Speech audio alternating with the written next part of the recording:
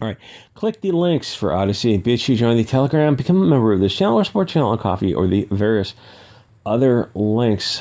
Wish me luck getting through this. This is a lot of starts and stops because it's hard to cover politically incorrect topics. I'm like, why do you cover them? Because they're fun. It's, you know how you look at like older generations, your parents and your grandparents, your great grandparents, if you knew them, and you knew that they were much harder than you.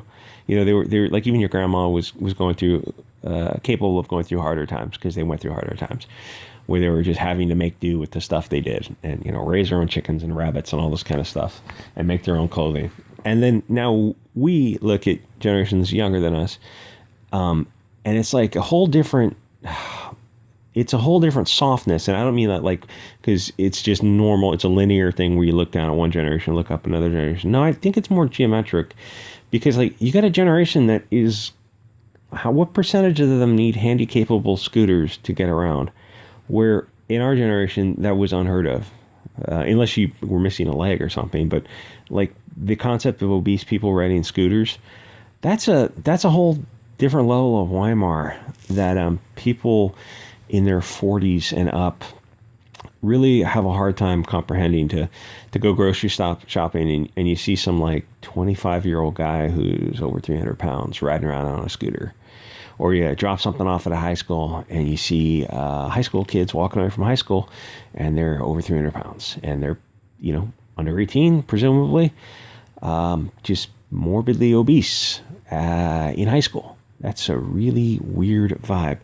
You know, because usually you get in your 40s and you gain weight, or 30s, 40s, 50s, you gain a couple pounds every year. But so when you're 20 and you're 300 pounds, it's like, where do you go from there? You're going to be crippled by obesity because you did it to yourself. It blows my tits off when I think about all this. Anyway, so this dude takes a look at the Disney Zoom call, which is a trip because he goes, it's a textbook example of how identity activists use the rhetoric of trauma as a tool for emotional manipulation. Okay, if you saw that movie, Eyes Wide Shut, or The Mouth of Madness, or Cabin in the Wood a little bit, with Eyes Wide, it's the concept of like digging deeper, like the world within the worlds, or, you know, seeing the reality kind of stuff. With the Eyes Wide Shut, I think that's one with Tom Cruise, right? With Tom Cruise and his wife at the time. I forget her name. He keeps saying like he's going into this fantasy world where he doesn't know truth from reality a little bit. Things are getting weirder and weirder. And he keeps saying like, I'm a doctor. He keeps trying to center himself back to reality by talking about something concrete that he knows who he is, kind of thing. This is different. She keeps on, if you can see this text, identifying herself using these identifiers, which, I mean, we could all use identifiers for ourselves, like, because in some way we're all marginalized, depressed, and disenfranchised if you choose to identify as that.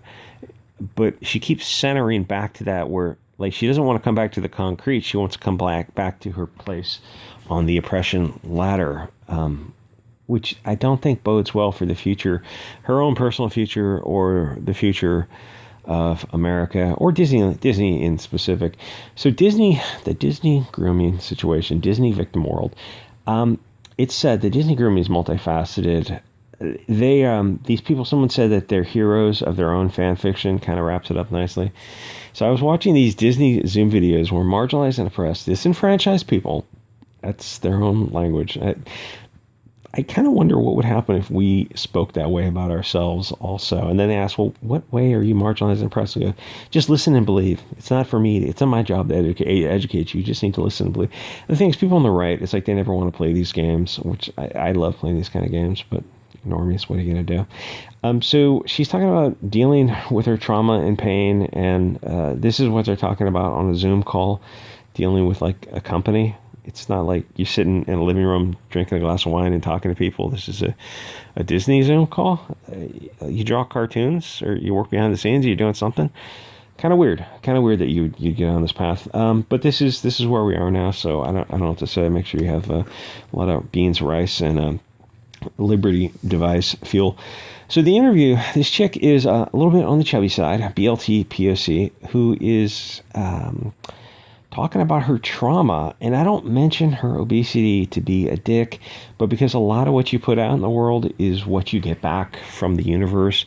Being 100 pounds overweight, or whatever she is, 50 pounds, at least 50 pounds overweight, that changes everything about your life. You really need to focus on that first and foremost until you need to worry about anything else. And you see a lot of these people, like a lot of, for some reason, the obesity thing, the health at every size, is only women, because I think men are just not as delusional because they don't have the society kind of backing them up with this kind of nonsense for whatever reason. They're different, or maybe it's biological. They just can't feed themselves as much bullshit.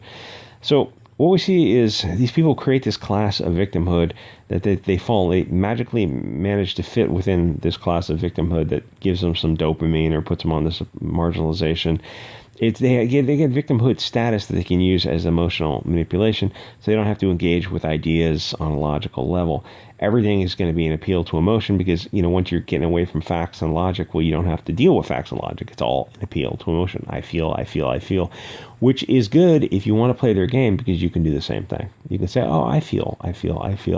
And when you start throwing it back at them, at least on Twitter, it confuses them, frustrates them, and then turns them incandescent with rage, which is the only reason I'm on Twitter and already shadow banned. Everything they do is viewed through this lens of extreme victimhood. It's a weird shifting of internal to external. It feels like something a child would do, but their grandfather would just come along and say, listen, kid, eat less. Sell your video game machines.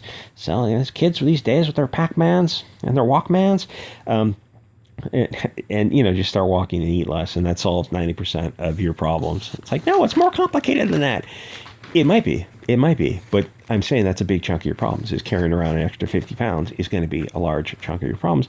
All of a sudden you lose some weight and you find like people, like your whole world view changes and people are treating you different because you have a different perspective on things. Like, this is a participation trophy, kind of feels like Disney generation.